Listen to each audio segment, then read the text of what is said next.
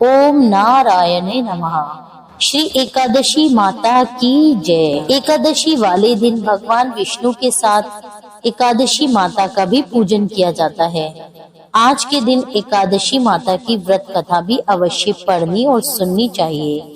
आज की इस वीडियो में आप सुनेंगे ग्यारस माता की संपूर्ण कथा आरती सहित। आइए मेरे साथ प्रेम पूर्वक और प्रसन्नचित्त मन से ग्यारस माता की कथा का श्रवण कीजिए। एक समय में एक राज्य में एक राजा राज किया करता था। राजा बड़ा ही बुद्धिमान और बलशाली था। राजा हर समय अपनी प्रजा का भला करता था। प्रजा भी अपने राजा से बहुत प्रेम करती थी। राजा की 2 पुत्रियां थी। वे दोनों ही पुत्रियों से बहुत प्रेम किया करता था। राजा की छोटी पुत्री देखने में बहुत सुंदर और आकर्षित थी, परंतु राजा की बड़ी बेटी छोटी बेटी की तुलना में कम सुंदर थी। राजा की छोटी बेटी ग्यारस माता की पूजा करती थी और सभी लोग राजा की छोटी बेटी से बहुत प्रेम किया करते थे और उसकी बहुत प्रशंसा भी किया करते थे। इसी कारण राजा की बड़ी बेटी अपनी छोटी बहन से नफरत करती थी। राजा की दोनों बेटियां जब बड़ी हो गई, तब एक पड़ोस में रहने वाला राजकुमार राजा की बड़ी बेटी के लिए रिश्ता लेकर आया।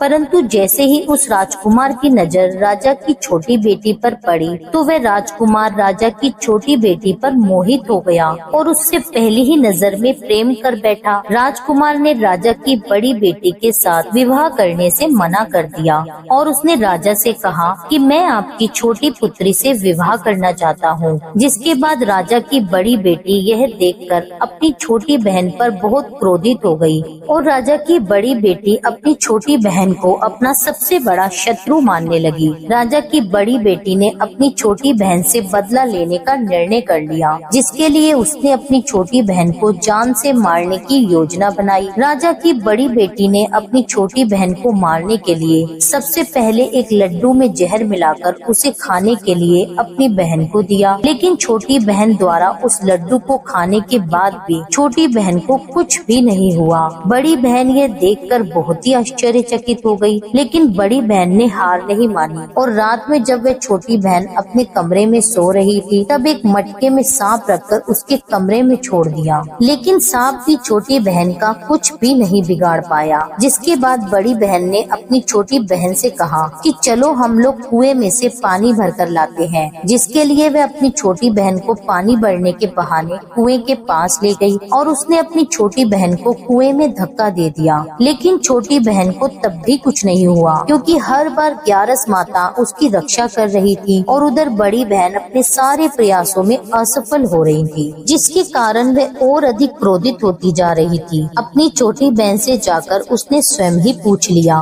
उसने अपनी छोटी बहन से पूछा, तुमको पता है कि भगवान ने सबकी मृत्यु एक निश्चित समय पर लिखी हुई है और कैसे तुम्हारी मृत्यु होगी, क्या तुम जानती हो? तब छोटी बहन ने बड़ी बहन को बताया, हाँ मैं जानती हूँ मेरी मृत्यु कैसे होगी। छोटी बहन से यह सुनकर बड़ी बहन मन ही मन बहुत प्रसन्न हुई और उसने अपनी छोटी बहन से कहा कि तुम मुझे अपनी मृत्यु का राज बताओ। छोटी बहन ने अपनी बड़ी बहन से कहा कि मेरी मृत्यु तो एक तोते में है। जो तोते के गले में एक हार है, उससे मेरी मृत्यु होगी। जब तक कोई भी व्यक्ति तोते को मारकर वह हार अपने गले में पहनेगा तो मैं मूर्छित हो जाऊंगी, और जैसे ही उस हार को अपने गले से उतारेगा तो मैं वापस से जीवित हो जाऊंगी। अपनी छोटी बहन का यह राज सुनकर बड़ी बहन बहुत प्रसन्न हो गई और उसने अपनी छोटी बहन को मारने के लिए उसके पालतू तोते को ढूंढना शुरू कर दिया। और छोटी बहन को इस बात का आभास भी हो गया था कि कोई उसकी जान लेना चाहता है, जिसके लिए वह अपने पिता के पास गई और उसने अपने पिताजी से कहा कि हे पिताजी, मेरी मृत्यु के बाद आप मुझे जलाइएगा मत, बल्कि आप मुझे अपनी पुरानी वाली हवेली में एक पलंग पर लेटाकर छोड़ दीजिए। अपनी छोटी लड़की की यह बात सुनकर राजा बड़ा ही हैरान हुआ। राजा ने अपनी बेटी से पूछा,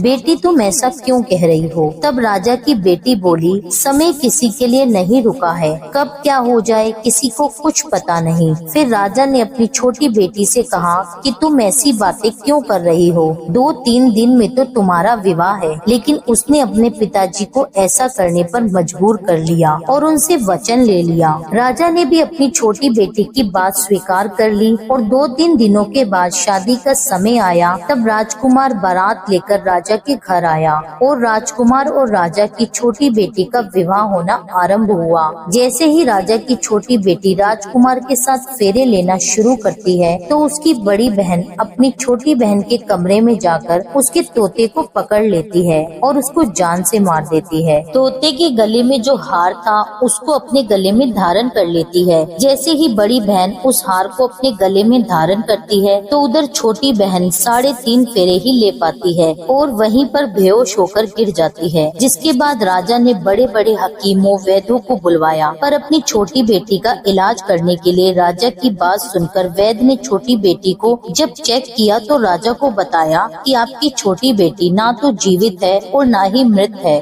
मैं ऐसा पहली बार देख रहा हूँ। राजा ने सारे वैद्य हकीमों को यह बात बाहर बताने से मना कर दी और उनको कहा, अगर ये बात तुमने किसी को बाहर कही तो हम तुम्हें मृत्यु दंड दे देंगे। राजा ने अपनी छोटी बेटी को पुराने महल में जाकर एक पलंग पर लेटा दिया और वहाँ पर कुछ सैनिकों को तैनात कर दिया। राजा वापस अपने महल में लौट आया। राजा की बड़ी बेटी अपने पिताजी के पास आई और कहने लगी, पिताजी, अगर ये शादी संपन्न नहीं हुई तो आपकी इज्जत का क्या होगा? आप कहें तो मैं आपकी इज्जत बचाने के लिए राजकुमार से विवाह करने के लिए तैयार हूँ। जिसके बाद राजा ने अपनी बड़ी बेटी की बात मान ली और राजा ने अपनी बड़ी बेटी को छोटी बेटी का जोड़ा पहनाकर विवाह मंडप में बिठा दिया। परंतु राजकुमार ये जान गया कि ये राजा की छोटी बेटी नहीं है बल्कि ये राजा की बड़ी बेटी है। लेकिन जब राजकुमार ने विवाह करने से मना किया तो सभी लोगों ने राजकुमार को विवश करके बचे हुए फेरों को संपन्न करा दिया और विवाह करवा दिया। जिसके बाद राजकुमार राजा की बड़ी बेटी को अपने साथ महल में ले गया। अब राजकुमार राजा की बड़ी बेटी से न तो बात किया करता था और न ही उसको पसंद करता था। राजकुमार ने ये फैसला लिया था कि वह अपनी प्रेमिका को ढूंढ कर रहेगा और यह जान कर रहेगा कि उसके साथ क्या हुआ है। एक दिन राजकुमार अपने घोड़े पर सवार होकर राजा के पुराने महल के पास पहुंच गया, जहां पर उसने कुछ सैनिकों को देखा। महल के पास पहुंचकर राजकुमार ने ध्यान से देखा तो वह समझ गया कि यह तो हमारे ससुर जी का महल है। तब राजकुमार ने सैनिकों से पूछा कि तुम लोग यहाँ क्या कर रहे हो और इस महल के अंदर उस पलंग पर कौन लेटा है? जिसके बाद सैनिकों ने बताया कि यहाँ पर राजा की छोटी बेटी है। यह सुनकर राजकुमार बहुत ही प्रसन्न हुआ और वह तुरंत अपनी प्रेमिका के पास पहुँच गया और उसकी सेवा करने लगा। जैसे ही रात हुई तो राजा की छोटी बेटी उठकर खड़ी हो गई। राजकुमार ये देखकर बहुत खुश हो गया और उसने उससे पूछा कि तुम यहाँ क्या कर रही हो?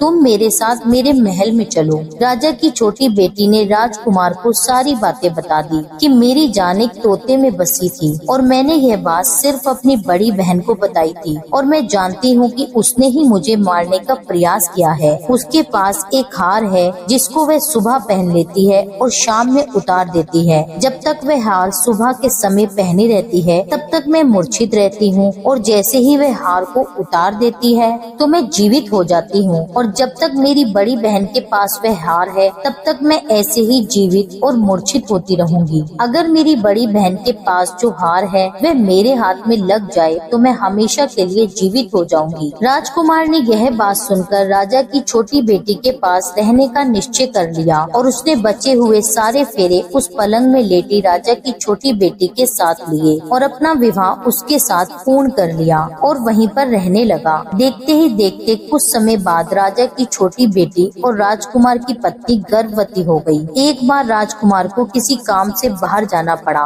तब छोटी बेटी के पेट में बहुत तेज दर्द होने लगा, जिसके बाद उसने ग्यारस माता का आह्वान किया। उसी समय वहाँ पर ग्यारस माता प्रकट हुई और उन्होंने अपने भक्त के दर्द को दूर किया और उसे एक पुत्र की प्राप्ति हुई। उसी समय वहाँ पर अचानक से राजकुमार भी आ पहुँचा। राजकुमार ने जब ग्यारस माता को देखा तो वह आश्चर्यचकित हो गया और उसने तुरंत माता को प्रणाम किया और ग्यारस माता ने राजकुमार से कहा, जब तुम्हारा यह पुत्र 5 वर्ष का हो जाए तब तुम अपनी पत्नी का हार लाकर इसके गले में डाल देना। और देखते ही देखते राजकुमार और राजा की छोटी बेटी का पुत्र 5 वर्ष का हो गया। तो राजकुमार अपने बेटे से कहता है कि बेटा, मैं कुछ काम से बाहर जा रहा हूँ, तुम अपनी माता का ध्यान ध्यान रखना। और यह कहकर वहाँ से चला गया। राजा को बाहर निकलता देखकर बड़ी बहन के सैनिक देख लेते हैं और बड़ी बहन को जाकर सारी बातें बता देते हैं। जिसके बाद बड़ी बहन अपनी छोटी बहन के पुत्र को वहाँ से उठवा लेती है और उसको मरवा देती है। अपनी छोटी बहन के बेटे के 2 टुकड़े करवा देती है। पहला टुकड़ा चक्की के पास छुपा देती है और दूसरा टुकड़ा अपने पलंग के नीचे रख देती है। अब ग्यारस माता भिखारन का रूप लेकर आती हैं। एक भिखारन का रूप धारण कर बड़ी बहन के यहाँ भिक्षा मांगने लगती हैं। बड़ी बहन अपने नौकरों से कहती है कि जाओ उसको भिक्षा दे दो।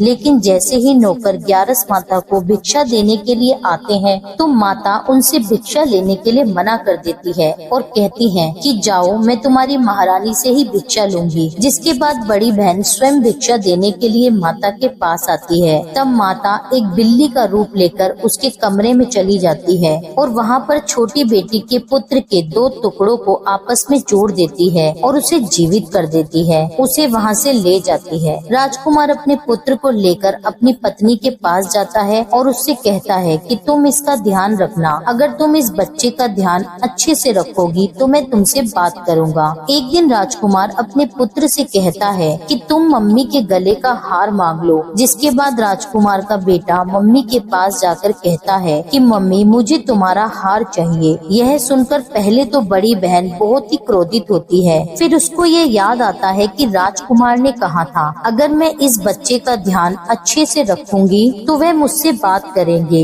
जिसके कारण वह हार उस बच्चे को दे देती है और वह तुरंत हार ले जाकर अपने पिताजी को दे देता है। और तभी राजकुमार अपने बेटे को लेकर वहाँ से जाने लगता है तो उसकी पत्नी से कहता है कि तुम हमारे लिए खाना बनाकर रखना, मैं शाम को आकर तुम्हारे साथ खाना खाऊंगा।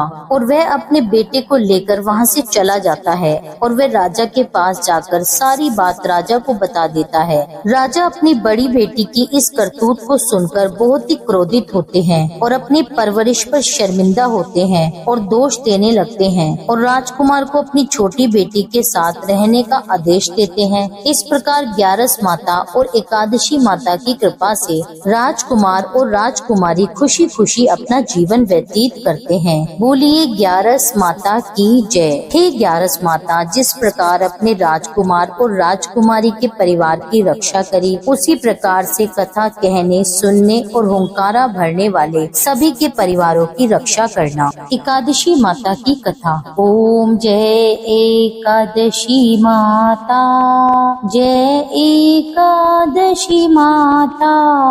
विष्णु पूजा व्रत को धारण कर शक्ति मुक्ति पाता।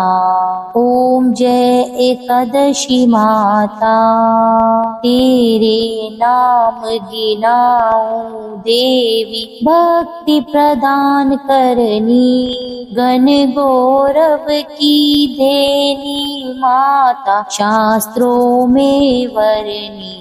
ओम जय एकादशी माता। मार्गशीर्ष के कृष्ण पक्ष की उत्पन्ना, विश्व तारिणी जन्मी, शुक्ल पक्ष में हुई मोक्षदा, मोक्षदाता बन आई। ओम जय एकादशी माता। पोष के कृष्ण पक्ष की सफला नामक है, शुक्ल पक्ष में होए पुत्रदा, आनंद अधिक रहे। ओम जय एकादशी माता।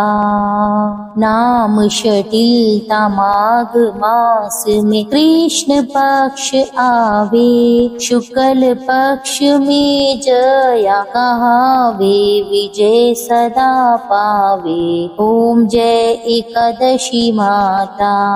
विद्या फागुन कृष्ण पक्ष में शुक्ला आमल की, पाप मोचनी कृष्ण पक्ष में चैत्र महाबली की। ओम जय एकादशी माता।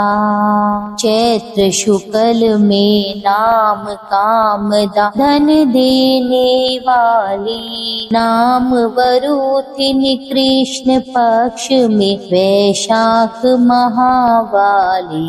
ओम ओम जय एकादशी माता।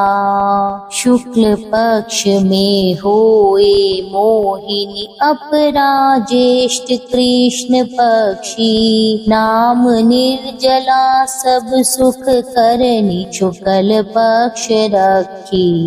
ओम जय एकादशी माता। योगिनी नाम आषाढ़ में जानो कृष्ण पक्ष करनी, देवशयनी नाम कहायो शुक्ल पक्ष धरनी। ओम जय एकादशी माता।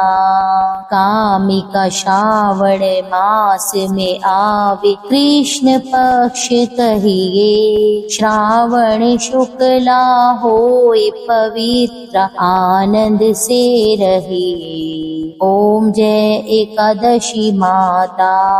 अजाभाद प्रद कृष्ण पक्ष की परिवर्तनी शुक्ला, इंदिरा आश्विन कृष्ण पक्ष में व्रत से भव सागर निकला।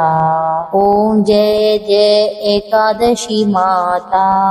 पंपकुशा है शुक्ल पक्ष में आप हरनहारी, रमा मास कार्तिक में आवे सुखदायक भारी। ओम जय जय एकादशी माता।